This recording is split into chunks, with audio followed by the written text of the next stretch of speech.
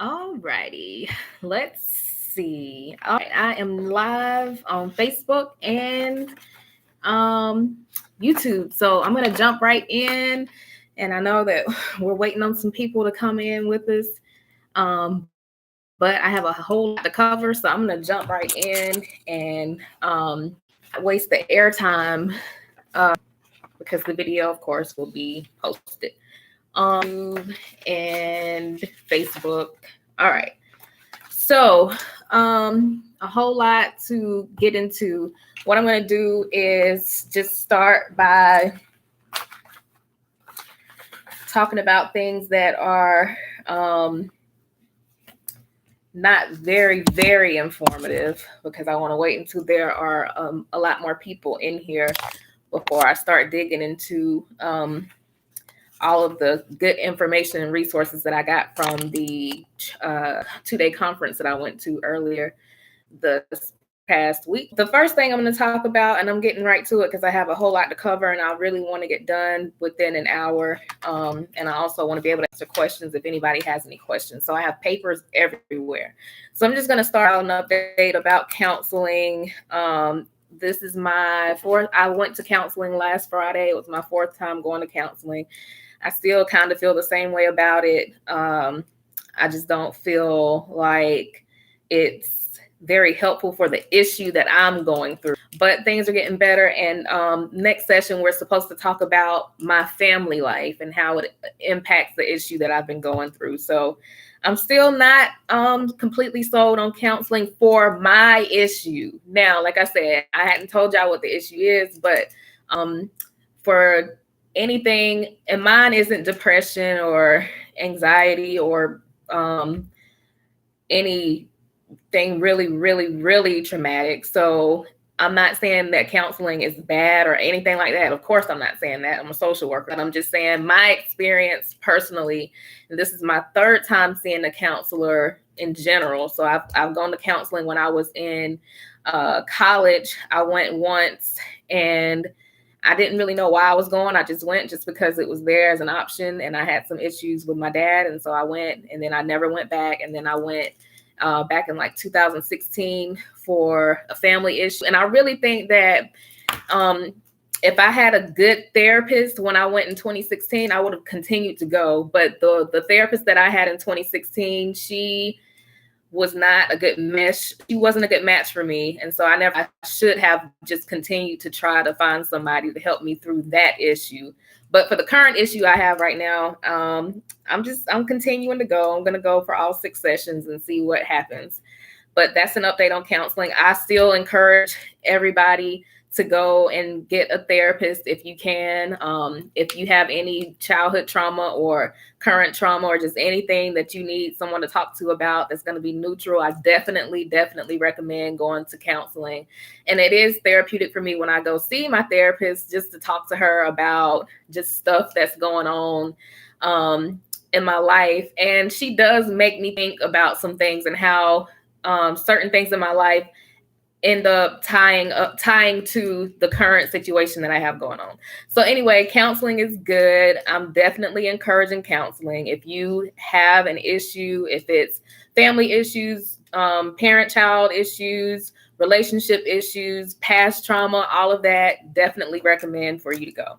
Okay, so that's that. Now, second thing I want to talk about is psychodiagnostics. So I just started my psychodiagnostics class because you know that I'm under supervision for my LISWCP, which in the state of South Carolina is your licensed independent social worker clinical practice. So that's the license that I'm currently under supervision for. So when you hear me talk about supervision, I've gone since August once a month for 4 hours a month. And then I have to do 50 hours of individual hours have to be individual. And then the other 50 I'm setting. Also in the state of South Carolina, you have to have psychodiagnostics, psychopathology, and ethics. So I took psychopathology in grad school, so I'm good with that one. And then I still have to take ethics, but I just started the psychodiagnostics class, and it's online. So it's basically a series of modules. I think it's like 15 or 13 modules, and they're all self-paced. And the class started on March 1st, and it ends on July sometime. So it's 45 hours of content, and it's basically they give you, and this is through the University of South Carolina, which is where I got my master's degree. But again, the class is online, and it was $250, and it's on Blackboard. So I know there are some watchers from South Carolina. If you have to take the Psychodiagnostics, so far I like it. It's self-paced. I did 2 modules so far, and they set it up to where they give you notes that you can print out for the PowerPoint. You watch the PowerPoints, and then they also give you videos to watch as part of your curriculum or your education.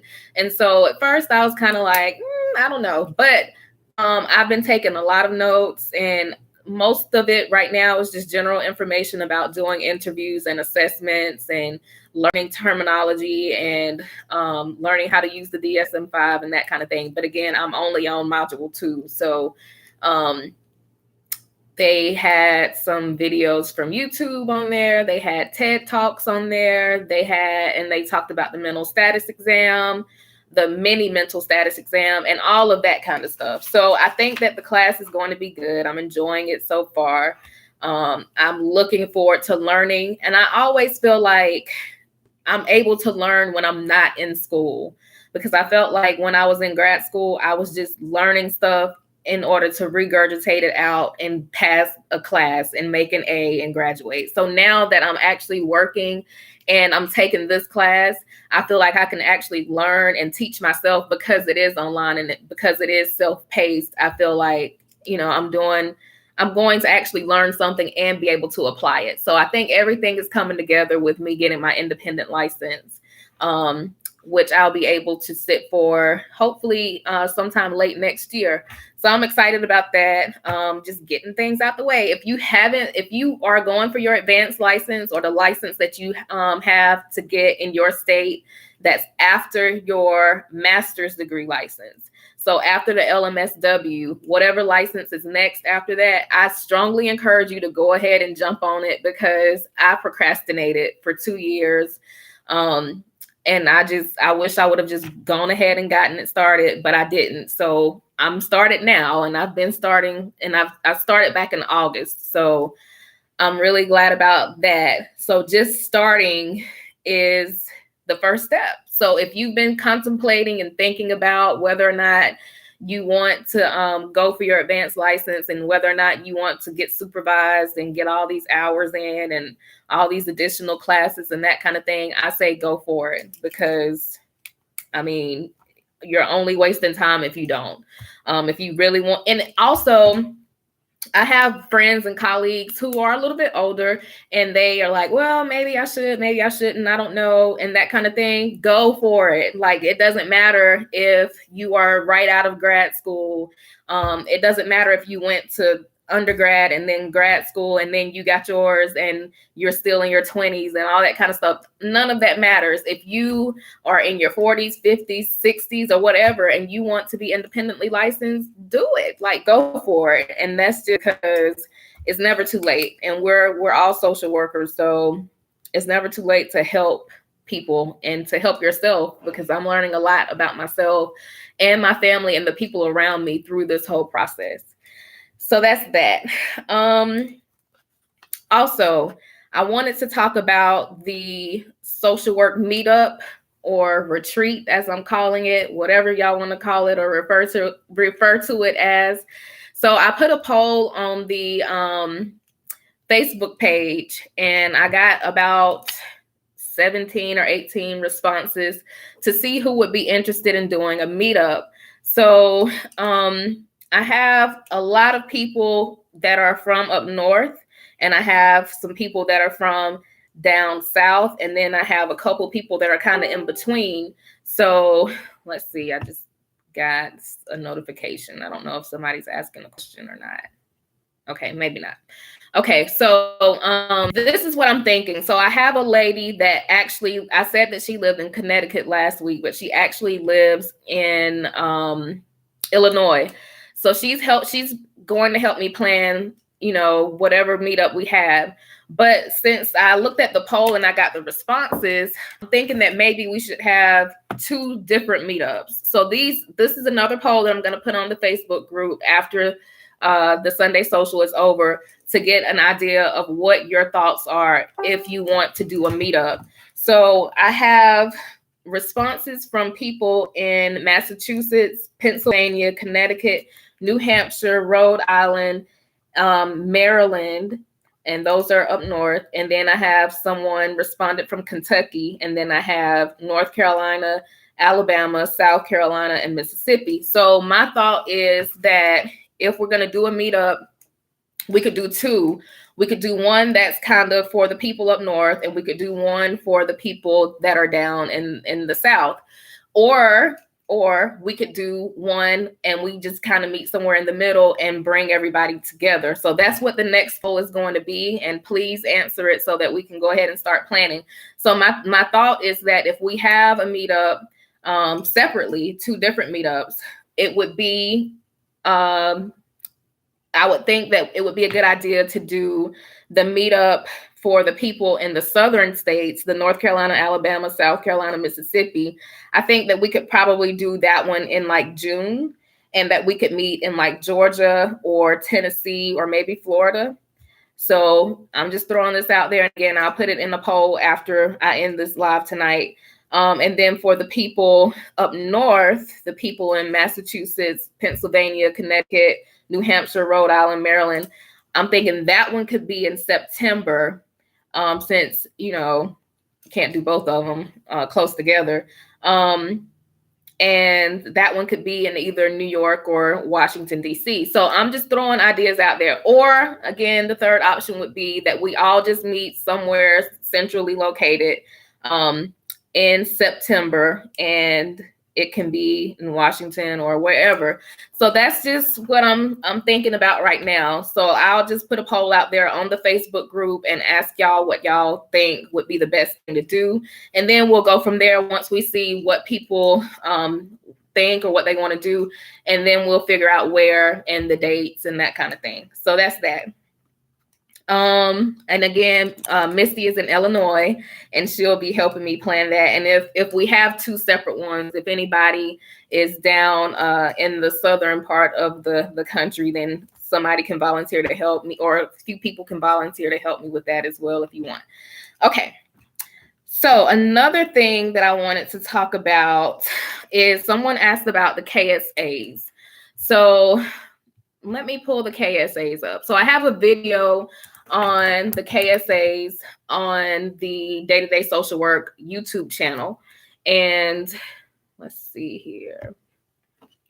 Now, I'm not sure if this person wanted me to break down everything in the KSAs, which I do in the live or in any one setting, because I actually tried to do that for somebody one time, and it took me a few days to go through the whole thing and kind of give them an idea of what they should study from the KSAs.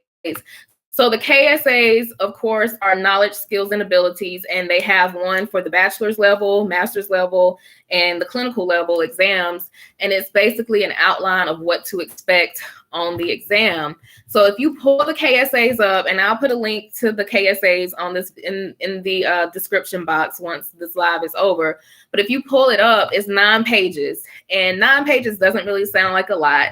But when you pull it up, it's a whole lot. So it's basically the 4 sections of the exam. So it's the interventions with clients and client systems. It's the ethics. It's the human development, diversity and behavior in an environment, and the assessment and intervention. So it's the 4 sections of the exam broken down, and they tell you which how much each section weighs on the exam. And so then they list out all of the things that you should know going into the exam for whichever level exam that you're going to take. So, I mean, just looking at this, the first section, human development, diversity and behavior in the environment, 27%. of your score is theories, all of the theories basically. So 27% of your exam is theories, and they break it down: feminist theory, body image and its impact, role theory, systems and ecological perspectives and theory. So all of that kind of stuff. So this is why I always say that people should have a copy of the KSAs, a comprehensive study guide, and a copy of the Code of Ethics as your three main tools when you are studying for the exam. Now, this is just your independent study. Now, when we talk about tutoring, that's a completely different thing, because tutoring is where I'm teaching you how to take the exam. So, of course, you need to know the content, and you need to know all of the theories and the code and all that kind of stuff. So this is what I'm talking about when I say you need to have the KSAs, the code, and a comprehensive study guide. So it's breaking down everything you need to know. So I always tell people to go through the whole KSAs and mark out the things that you are already familiar with and that you have a good knowledge of.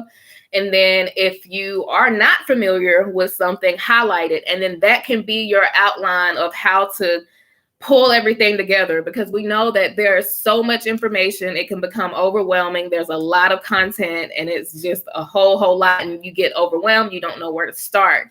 So the KSAs is a good way to just have structure. So, and then they go into concepts of abuse and neglect, diversity, social and economic justice and oppression. And they talk about the criminal justice systems and gender identity concepts and all of this stuff. So if you haven't, please get you a copy of the KSAs. It's on the ASWB website. And again, I'll put a link to the KSAs in the description box on YouTube on this video. Let's see, anything else about the KSAs? And then, of course, if you took the exam before 2017, before 2018. So in 2017, before January of 2018, there was a change to the KSAs to where it used to be called, I forgot what it was called now. I can't remember. It used to be called something else, but they changed that section to now it's called Interventions with Clients and Client Systems. They also increased the weight of that section from 2017 to 2018. And so now it accounts for more of your total score than it used to. And this is the section where people normally score lower on, and it's because they like to answer questions the way that they would in real life. And on the exam, you have to answer as the perfect by the book social worker. So this is the section where most people score the lowest. And then I think the second lowest area is a tie between the human development and the ethics. So some people are really good at ethics, and then some people just aren't. So the people who don't really do that well on ethics, I don't know that it's because they didn't read the Code of Ethics all the way through, because a lot of people feel like they know how to be ethical and they never read the Code of Ethics. But the Code of Ethics is very important to read for this exam because it's the backdrop of the exam. And you have to read the whole thing all the way through, word for word, at least once before you take the exam.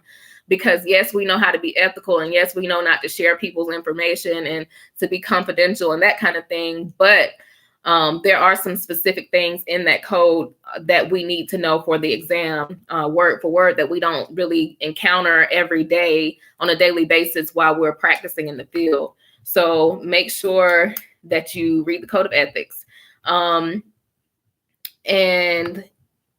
I think that's pretty much all I want to say about that, the KSAs.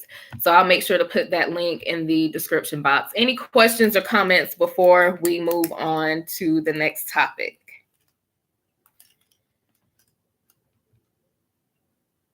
Okay. Nothing on YouTube and nothing on Facebook. Okay. So the next thing I want to talk about is advanced directives. So advanced directives is something that came across my attention this week while at work. I work for a hospital and I work with pediatric patients that have type 1 diabetes. So I don't really do I don't do any advanced directives at all. But I also work with adults, and the potential for me to work with adults on a primary basis is good. So I always like to keep up to date on things that we work with for adult patients as well as for the pediatric patients. So we were talking about advanced directives, and it's basically the client's or patient's wishes for what they want to happen when and if they can't make medical decisions for themselves. So advanced directives, it's basically talking about, if you be resuscitated, if you were to die, if you would like to have a certain person take care of your affairs, if you can't take care of your affairs for yourself. They include just whatever your wishes are when it comes time to face the end of life, or if you become very ill and can't make decisions for yourself. If you want your doctors to give you medicine to keep you alive or to keep the pain at a minimum, or if you want certain family members to be able to say, well, if my heart stops, then I want you to just pull the plug, or if I can't breathe, then just let me die, those kind of things. So that's what the advanced directives are. I came across a website through AARP that has a PDF on it that kind of gives you like a plan for a caregiver for an adult patient, to discuss finances, to discuss life insurance, to discuss financial matters of the home, mortgages, and just all of that kind of stuff that we don't really like to talk about a lot with our elderly family members, or even people that aren't elderly in our family, because I think that talking about death is kind of taboo. Nobody really likes to talk about it. And I think that's why sometimes people have a hard time with death, because we don't talk about it and we don't really prepare for it. Some people don't, some people do. So I don't want to just say everybody, but it's hard to talk about death, and it's hard to talk about those kind of decisions. And you don't really think about it until something drastic happens in your family. If somebody happens to, have a wreck, or have a serious illness, and have a chronic illness or a terminal illness, we don't really think about it. And then when that happens, we think about it, but we're kind of afraid to talk about it because nobody wants to talk about death. And I'm included. Like, I don't like talking about it, but I do know that none of us are going to live forever. And I do know that we do need to plan, because we don't want to think about, what if. So I'm going to leave a link in the description box as well to that care plan or PDF from AARP.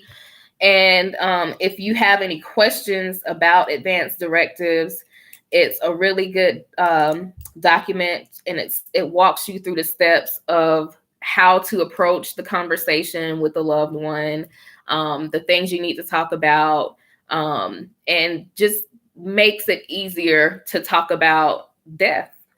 So if that's something that can be easy, So I'll put that information there for the advanced directives. And let's see. So I've gotten through all of those things. Any questions, comments before I move on to the next topic? Okay, so now, like I said, I went to a training, a 2-day conference last week, and it was it was basically geared towards children with autism, or on the autism spectrum rather. And I got a lot of good information. So it was called the Hopes and Dreams Conference, and it was through the Family Connection of South Carolina. And it was all amazing, amazing, amazing information. So I'm going to talk briefly about some of the stuff that we talked about, because I don't want to ramble on and on and on, but it was really good information. And I'm going to leave the resources in the description box to websites that they gave us, as well as books and things that they suggested for us. So the first session that I went to, it was dealing with behavior. So we all know about behavior modification, which they now call behavior analysis, because they have realized that we can't really modify someone's behavior, namely a child's behavior, but we can analyze it. And so they call it the ABC data, and that means the antecedents, the behavior, and the consequence. So the antecedent is what happened right before a behavior occurs. So let's say that you ask a kid to go and clean up their room. That's the antecedent. Then the next thing is the behavior. So the behavior is the child falls out on the floor, kicks and screams, and punches the wall. So that's the B, the behavior. And then the C is the consequence. So what happened immediately after the behavior? So you ask the child to clean up their room, they get upset, they fall out in the middle of the floor, and they kick their legs and scream and punch the wall. And then the next thing you do is what? So the consequence of them doing that is, they would prefer that you do something that doesn't reinforce the child's negative behavior. So your consequence could be saying, okay, well, you're going to timeout. So then they look at whether or not that consequence was something that worked. So did the child continue to lie there and kick and scream, or did they go to timeout and they learn their lesson and then they go and clean up the room? So this is the kind of thing that we talked about in that particular session. And so they talked about how you can change that behavior that happened into something more positive. So let's say that we ask the child to clean up their room and they kick and scream, and then you say, okay, well, since you don't want to clean the room up, then you can either lie there on the floor for 2 minutes and then go clean up the room, or you can go clean up the room now. So they talked a lot about giving the child choices. And again, this is not just children that are on the autism spectrum, but children in general. So the first thing they talked about as far as choices is that you can have forced choice, or you can have free choice. So of course, forced choice is saying, okay, do you want to do this or this? And so, you give them options. And then the free choice is asking the child what they want to do. So they really put a lot of emphasis on giving the child choices so that they can make decisions for themselves rather than being told what to do all the time. And then also they talks about the 2-to-1 rule, which means that for every one thing that you're taking away, you give 2 new behaviors for every one that's taken away. So they didn't really explain that very well, but 2 behaviors for 1 taken away. Yeah, I didn't really get that, but that's what they talked about. Okay, so then the next session that I went to was called supported decision making as an alternative to guardianship. So guardianship is when a person reaches the age of 18 or whatever the legal age of adulthood is in your state, and they may have a special need or a disability. And guardianship is when a parent or another family member takes over that person's right to choose and basically to have a life of their own. So it used to be where guardianship was preferred, and for a person with special needs or disability, or an intellectual disability, or just someone who may have been on the autism spectrum and that kind of thing. So we always want to think about how this person is going to transition into adulthood.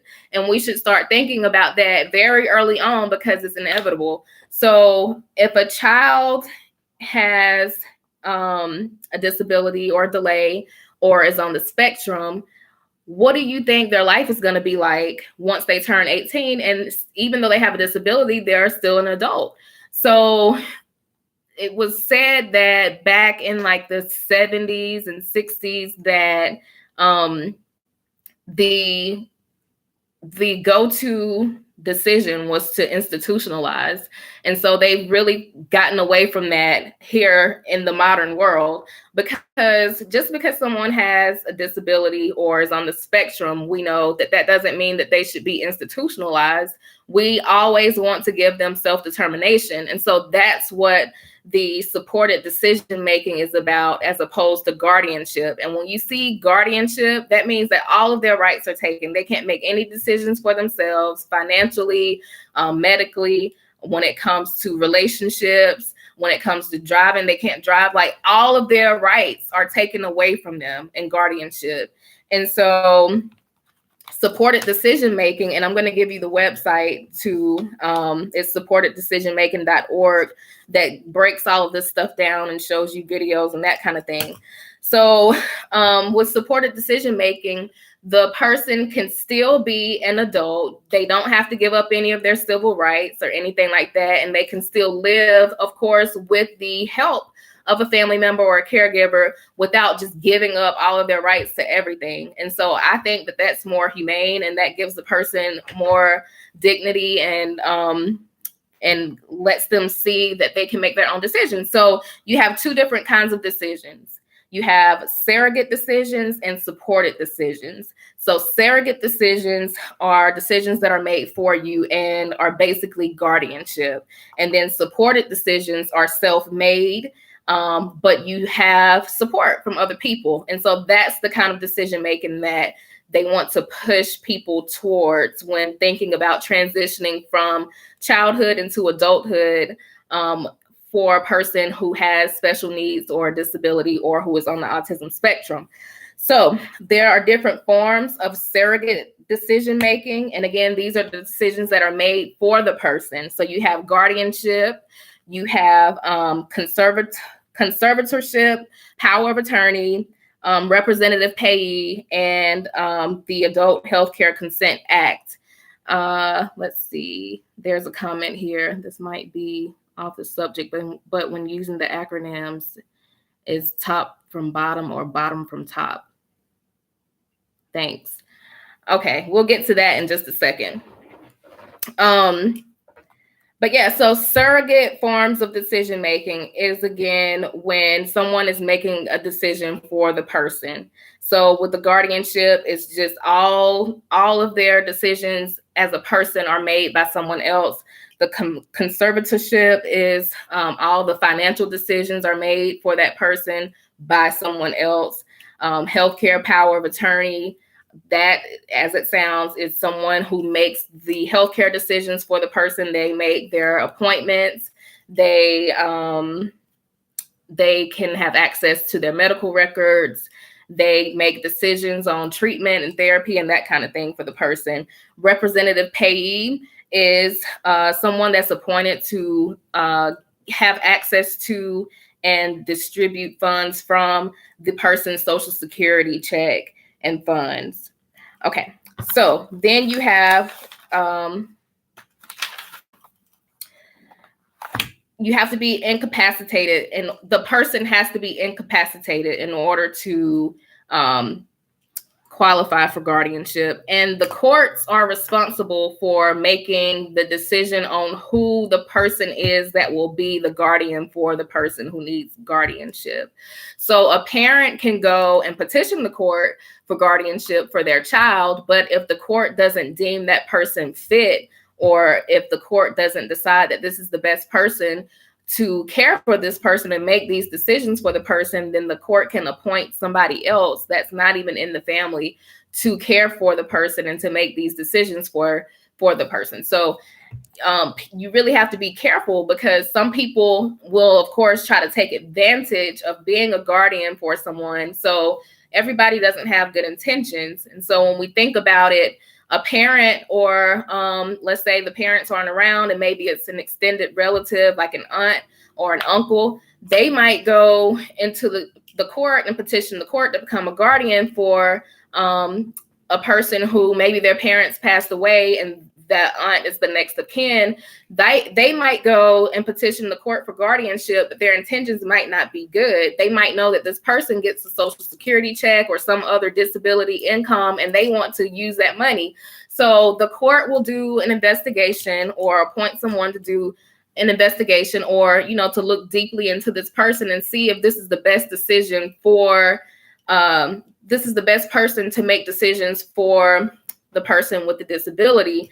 And so if the court sees that maybe this person has, I don't know, something on their background dealing with fraud or some kind of financial crime, they might say, no, you can't be the guardian. And they might just appoint somebody, you know, in the system, or a neighbor or a church member, or whoever they want to. So people have to really understand that to be a guardian, you have to really understand the responsibilities that you're taking on for this person. So it's every decision that they have, you have to make. You have to be there every step of the way. Even down to, they talked about in the session, if a person turns 18 or whatever the legal age is in your state to be an adult, they can't even, if they are under guardianship, they can't even consent to sex.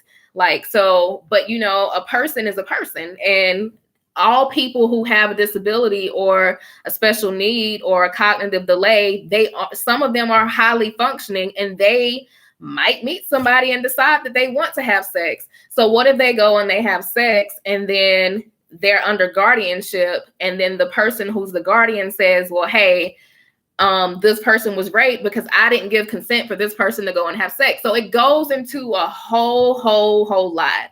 So I would advise anybody who is looking into guardianship, or if you work with people who have to make that kind of decision about guardianship, to look at supported decision making as an alternative, and also to just do your research and make sure that you are telling people the correct information about what they're getting into. And it's also expensive to get this whole process going. It's between $3,000 and $7,000 to get the whole process going for guardianship, to pay lawyers and paperwork and all that kind of stuff. Let's see.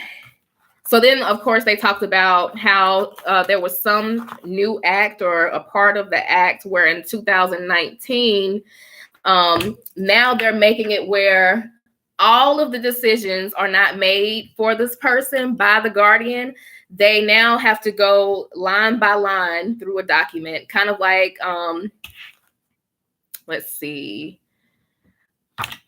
It's almost like when you do your taxes, where you have to like really point out every single thing. So they have a new act in place now in 2019, where the judge has to go line by line, and they go through the available supports and assistance, and they say whether or not each category is going to be decided fully or in a limited capacity by the guardian. So let's say that they're talking about healthcare as one line item, and this person is highly functioning and they can make their own healthcare decisions. So instead of the guardian being able to make all the decisions for them, it might be limited. But let's say that the person is not able to cognitively function high enough to where they can make financial decisions. So then for that line item, the judge would say, okay, well, this needs to be fully handled by the guardian. So I think that that's very important to recognize and to know and to stay on top of if you work with people in this capacity, is to know what the acts are, what the laws are, and what's newly implemented in the system, because a lot of this stuff is national, but there are also some things where states are responsible for certain things. So make sure you know in your state what the decisions are, which laws and policies are enacted in your state, and how it applies to you and your clients and your family. Let's see here.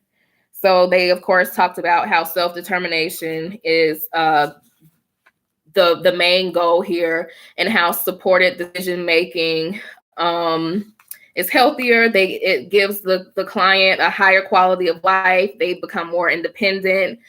They're better adjusted, and they're able to recognize and resist abuse from whoever the guardian is or whoever their caretaker is. Okay. Also, they talked about how education is also impacted. Let's see, is this a different?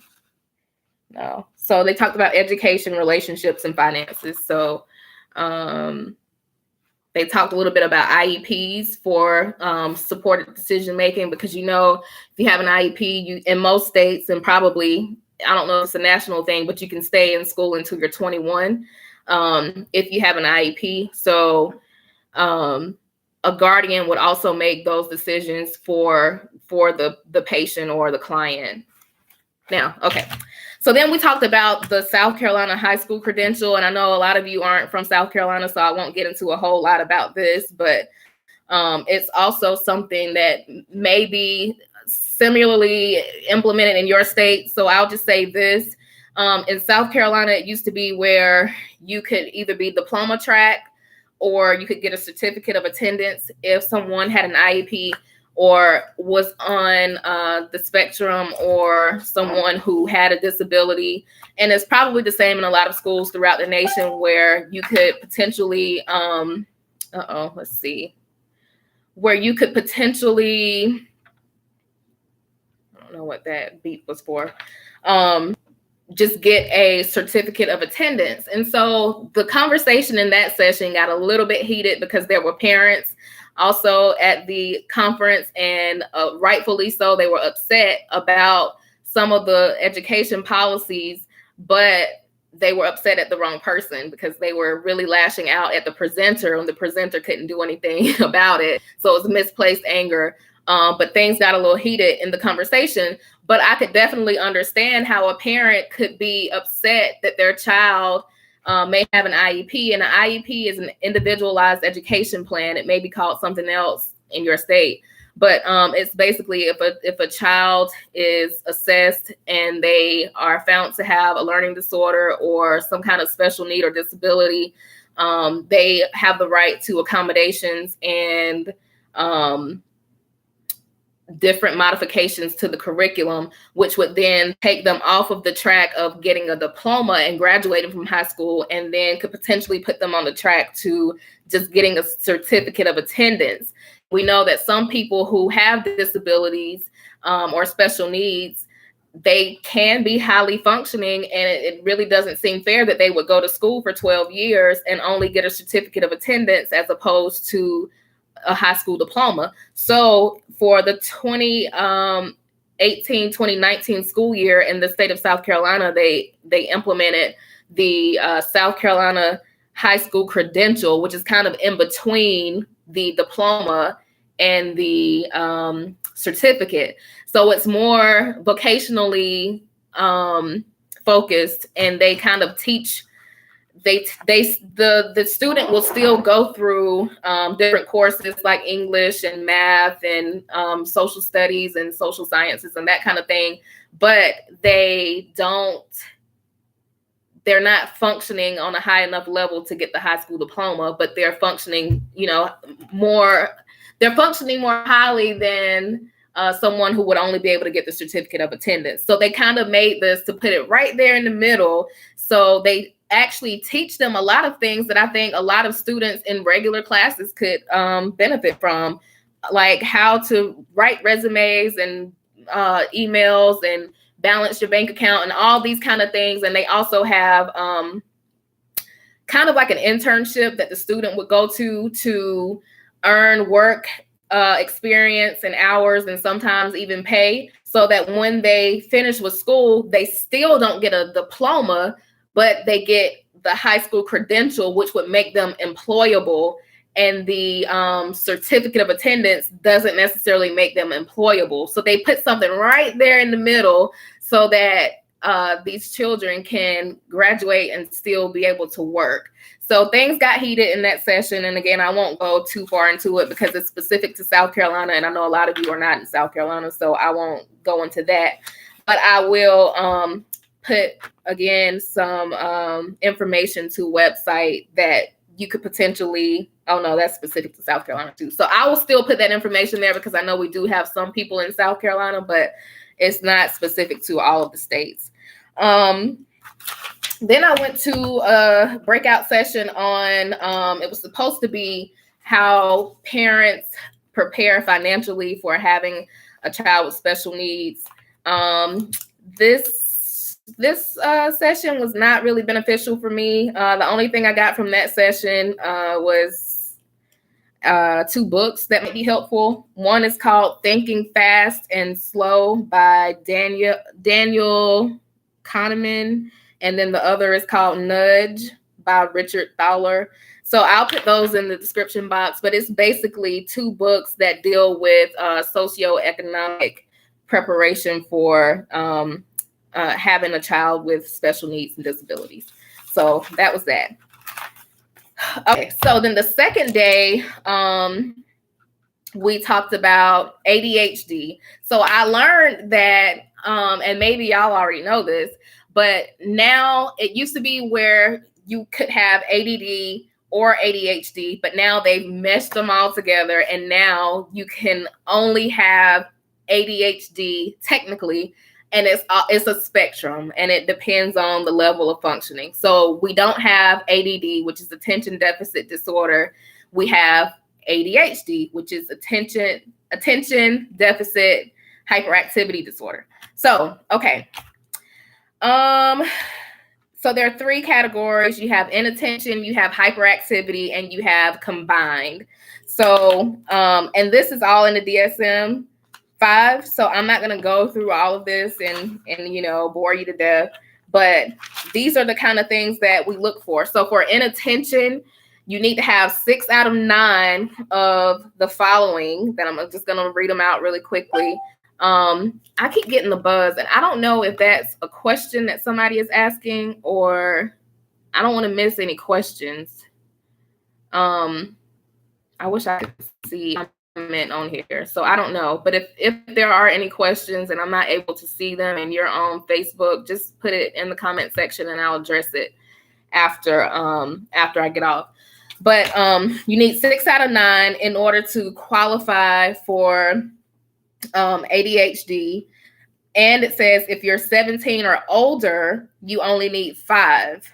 So it needs to be often or to some significant degree that the person fails to pay close attention to details. That's number 1. Number 2, they have difficulty sustaining attention to tasks. Number 3, they don't seem to listen when spoken to directly. Number 4, they don't seem to follow through on instruction. Number 5, they don't seem organized in tasks and activities. Number 6, they avoid, dislikes, and they're reluctant to engage in tasks that require sustained mental effort. Number 7, they lose things needed for tasks. And number 8, they're easily distracted by other things going on. And number 9, they're forgetful in daily activities. A child has to have 6 out of 9 of those things in order to kind of bring the red bell for the inattention part of the ADHD diagnosis. And again, if they're 17 or older, they only need 5.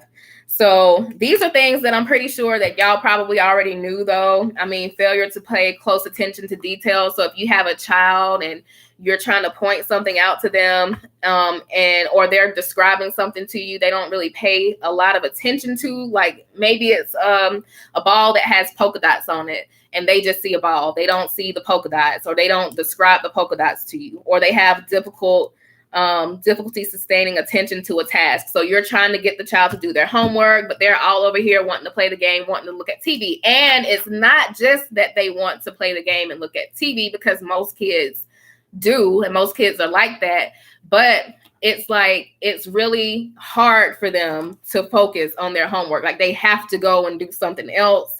They don't seem to listen when they're spoken directly to. Like you could have a child sitting face to face with you and you're talking directly to them and they don't seem to listen. They are just everywhere. And I think about two kids that I had when I worked in Columbia at the transitional housing facility. This really, I mean, I've seen kids that are inattentive and they just want to do other things, but these two kids, and it was a little girl in particular, she was all over the place. Like, and she would fidget all the time. She was literally climbing up the shower curtain on the rails. She would change the subject. She would talk in a language that wasn't even a real language. Like, she definitely fit the description of this stuff. And so we made a referral to an agency, which it's called SIAP in South Carolina, the South Carolina Youth Advocacy Program.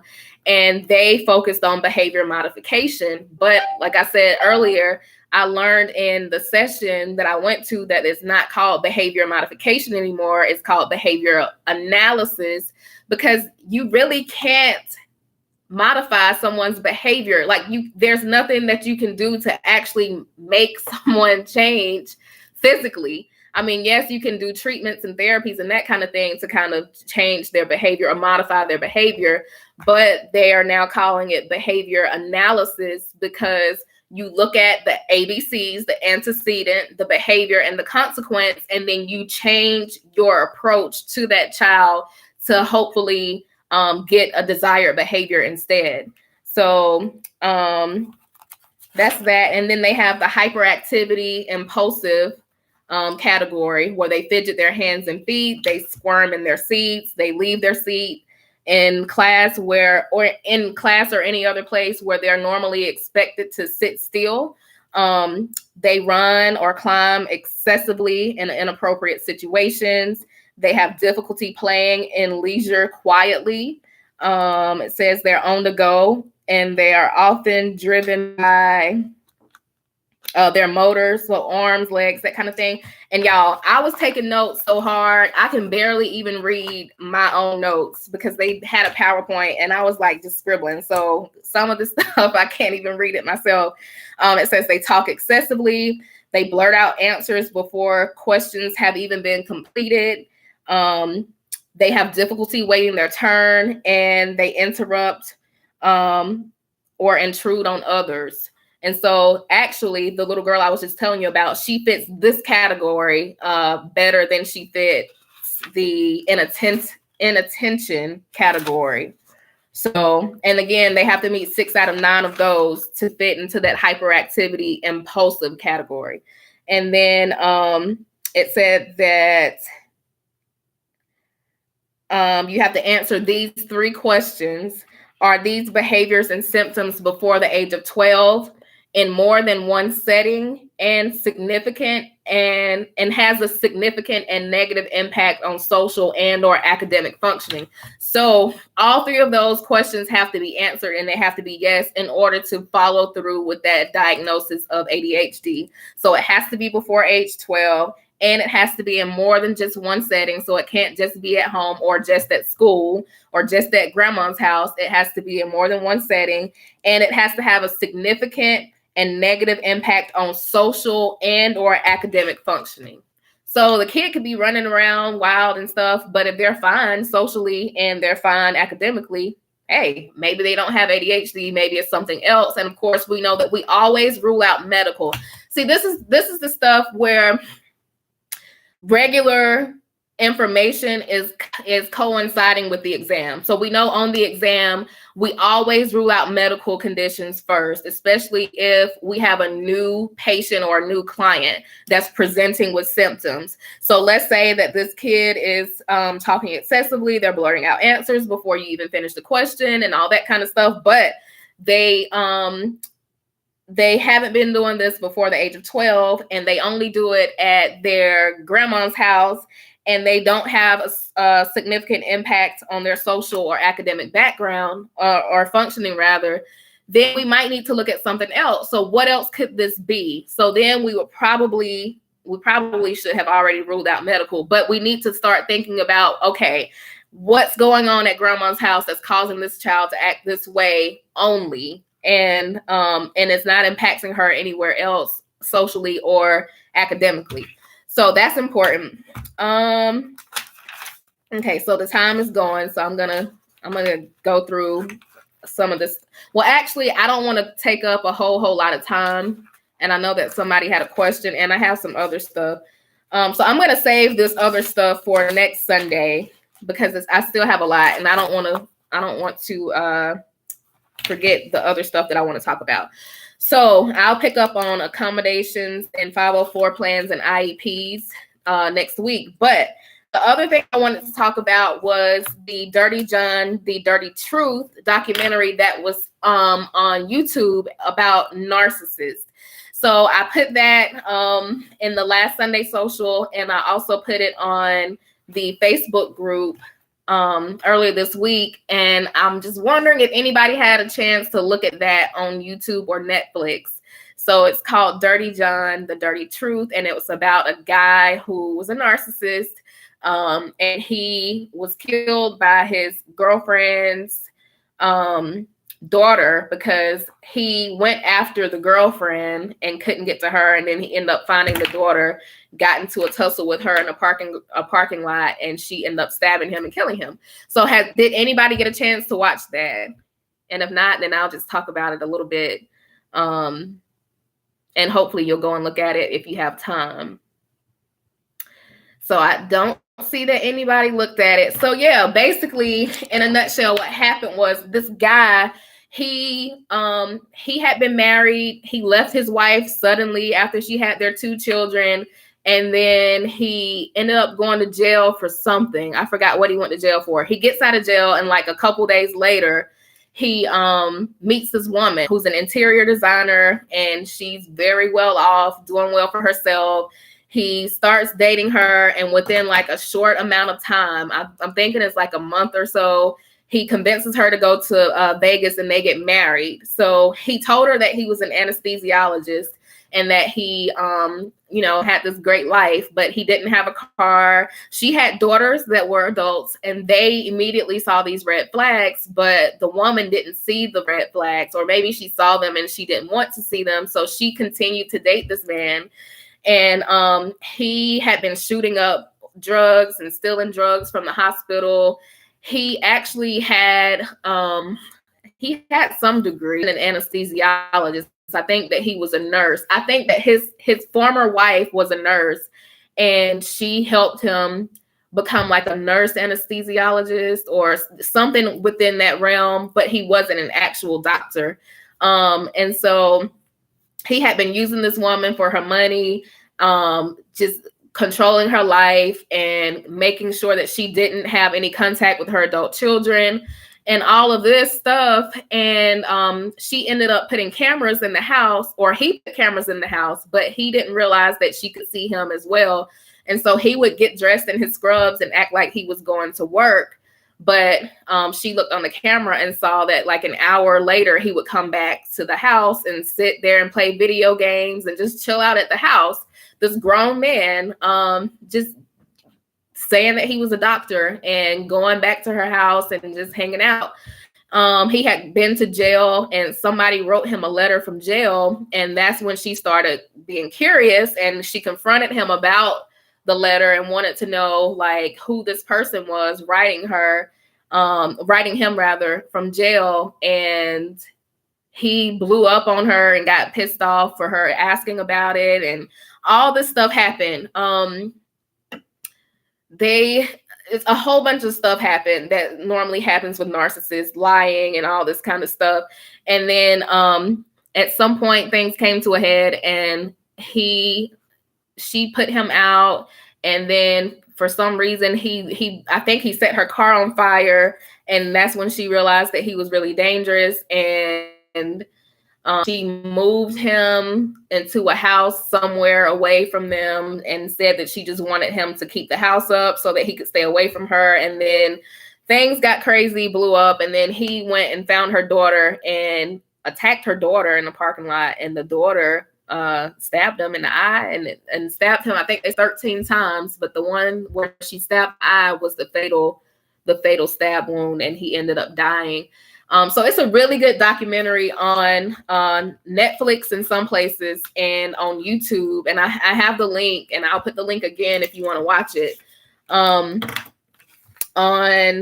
YouTube. So that is a really good depiction of being in a relationship with a narcissist.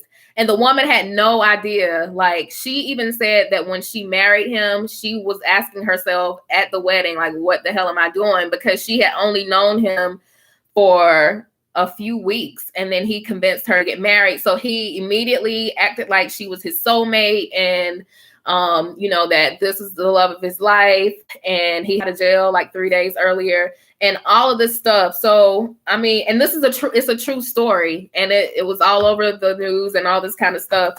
And it happened, I want to say maybe 3 years ago. So check that out. These narcissists and narcissistic relationships with parents and with significant others, this stuff is real. And I've taken a very huge interest in this stuff here lately. So I'm going to continue to look at this kind of stuff and just gather information about it, because I think I want that to be one of the things I focus on when I go into private practice is narcissistic relationships with parents and significant others.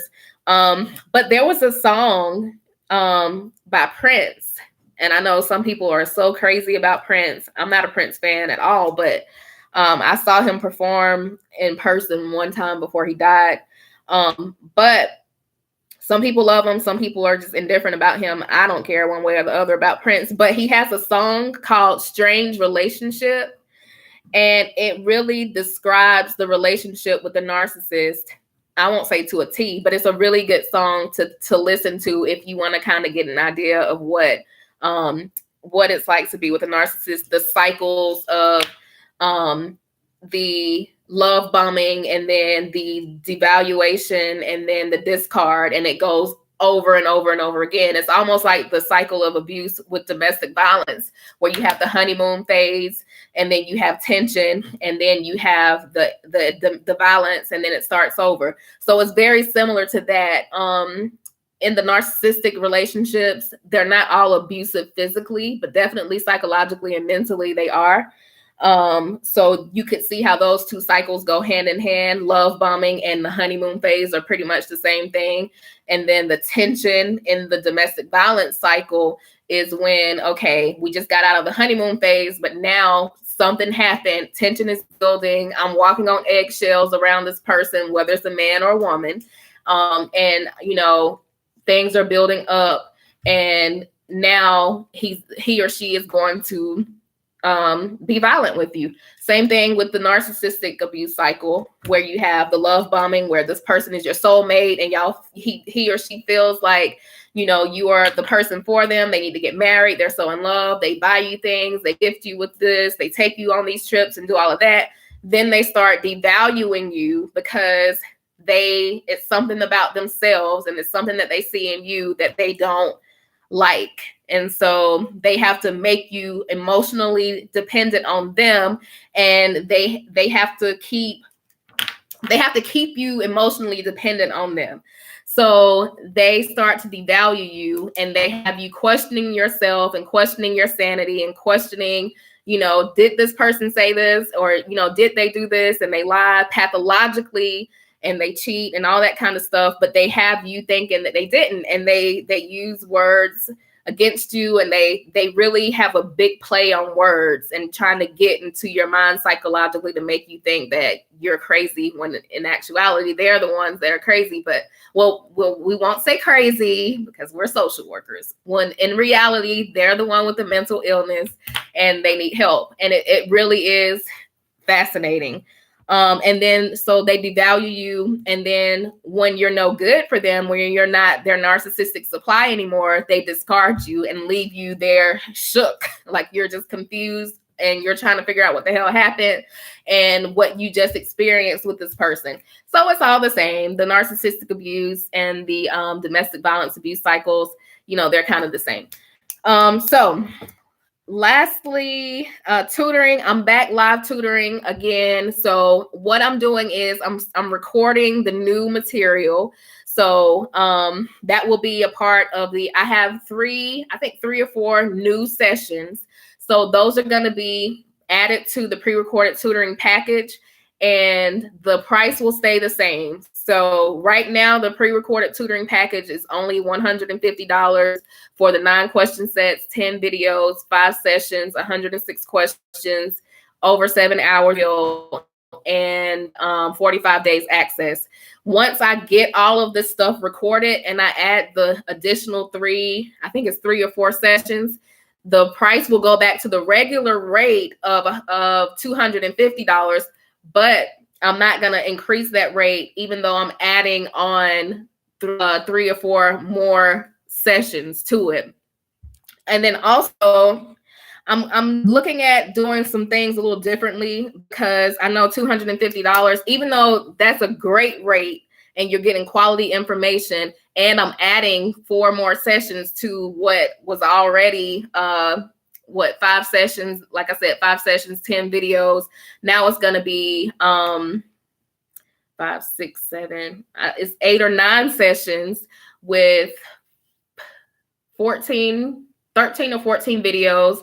It's going to be well over 10 hours of content, close to probably 160 questions, and it's still going to be the same rate of $250. So I'm not going to add anything to it. But I do understand that, people have other responsibilities, even though investing in yourself for this exam can be a priority or should be a priority. But I understand that some people might have a financial hardship.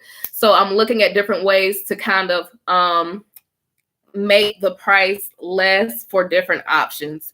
So $250 might be a lot to come by for some people, and I get that. So I'm also going to offer a binge watch special where you can get access to that whole package. Once I'm done recording the new videos, you can get access to that whole package for a binge watch special of $65 for 1 week. Now, if you can get, and I call it a binge watch special because you are really going to have to binge watch it, and you're going to have to answer all of those questions and then watch all of those videos within 1 week. And like I said, it's going to be about maybe 10 hours. So it's doable, but it's a binge watch. I don't really recommend that because I feel like you do need to spread it out over time and really, break down everything and soak everything in. But I do understand that the $250 might be a little much for somebody. And so if you can binge watch for $65 and still get that same information, then hey, then that might be a better option for you. And then I also wanted to do some live sessions once a week, but I've tried to do that before last year, and with everybody living in different states and different time zones, I think it would be kind of hard to do that. So what I'm going to do is offer a once a month workshop where I go through the entire package on a Saturday morning, and it'll be at a discounted rate as well, since it'll be online and it'll be just a 1-day thing. So those are some of the options that you're going to have. Again, the regular rate for tutoring one-on-one live with me the rate is going to stay the same. It's going to be $65 for 1 hour and 15 minutes. So nothing's going to change with that. And then lastly, I have a new service that I'm going to offer. It's going to be personal consulting. So I am under clinical supervision for my independent license, but I'm not a therapist. But I want to offer something that's like therapy, but it's not therapy. Again, I only have my LMSW. I don't have my LISWCP yet. I'm under supervision for that by an LISWCP. But with the personal consulting, it's going to be, if you have an issue that you want to talk about, it's almost like life coaching, but I'm not going to call it life coaching either, because I'm only 32, and I don't have a whole lot of life, even though I have experienced a whole lot of stuff. I don't want to call it life coaching. I'm going to call it personal consulting. So if you have an issue where you need to talk about something, whether it's dealing with your family or relationships or your job or whatever, then you can do a one-on-one appointment with me, and it's a personal consulting service. It's not therapy. I'm not diagnosing. I do still hold those standards of confidentiality and of reporting if you tell me that you're suicidal or that you're thinking about harming somebody. So there will be some information that I will gather from you before we start on a session like that, because I want to ensure your safety, and I am competent and qualified, but I don't want to call this therapy because I'm not properly licensed, and it's not going to be, I'm not using any therapy models or theories and that kind of, so I'm just calling it personal consulting. If you're interested in that, you can send me an email and we can talk about the specifics on that. So, all right. It's been over an hour. Again, next week, I'm going to continue with the information that I was given at the conference. And all of your questions and things like that, I want you to send to me, case studies, hard cases that you have at work and that kind of thing. Someone asked, this might be off the subject, but when using the acronyms, is it top from bottom or bottom from top? It's definitely top from bottom. So if you're using therapy, then you would start with the FAREAFI. And same way, the AASPIRINS. So yes, it's from top to bottom or from left to right, just like when you're reading, if you're going to use those acronyms. Some people swear by them. I don't use them because they were never helpful for me. They only confuse me more because the answer choices have to be pretty much cut and dry, and most of the time they're not. So the answer choices have to literally say, acknowledge the client's feelings or educate, and sometimes they don't. So it's hard to use those acronyms for some people. Some people swear by them and they do just fine, but they were not helpful for me. Thank you for sharing this valuable information. You're welcome, Georgia Peach. So yeah, any questions, comments before we end the live? Whew. All right. Let's see. Good evening. Student becoming a forensic social worker. Is the training different? For forensic social worker, do you mean you want to do forensic interviews, or like what exactly do you mean? If you want to do forensic interviews, I did an internship in a child advocacy center, and part of my internship was to do therapy with the children and also to do forensic interview or learn how to do forensic interviews. So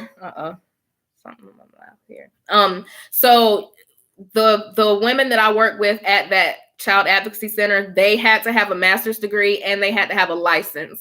So the training or the education and the credentials are pretty much the same as you would have anywhere else being a licensed social worker. But depending on your state, I would look into what your state says about that. But doing the forensic evaluations they use at that time, and they probably use the same thing now or something different. I'm pretty sure that they've updated the protocols and stuff that they use, but they use the procedure called RATAC, RATAC. And I'll put some information on that too. And it's basically when you build a rapport with the child, and then you use a model of a person, and you get the child to identify body parts and see what they call the body parts, because we know that children don't use the anatomically correct terms when talking about body parts. So let's say a child might say boobies for breast, or they might say their pocketbook for vagina, or their wee-wee for penis, and that kind of thing. So the clinician will get the child to identify body parts that someone may have touched or violated them, and they get the child's verbiage of what they call these different body parts. And then it's really neat how they get the child to tell you what happened to them using this RATAC protocol. So like I said, it's okay, I'm in Columbia, South Carolina. So yeah, that's where I did my internship, in West Columbia at the Dickerson Center for Children. And that's a child advocacy center. So yeah, if you're in Columbia, call them up and ask them, what kind of training they would think that you would need. But again, I know that at that particular place, you had to have a master's and a license in order to do the forensic interviews and to do therapy there. Anything else? All right. So if nothing else, then I hope y'all have a great week. I hope it's not rainy where y'all are, because it's been raining here all day, like for the most part every day, and it's supposed to rain this week too. But I hope y'all have a good week. If you come across anything you want to discuss next Sunday, just let me know. And be safe. Continue to study. Have a positive mindset about the exam. And let's hit the road running for Monday. And I will see y'all next week if God is willing. All right. Talk to y'all soon.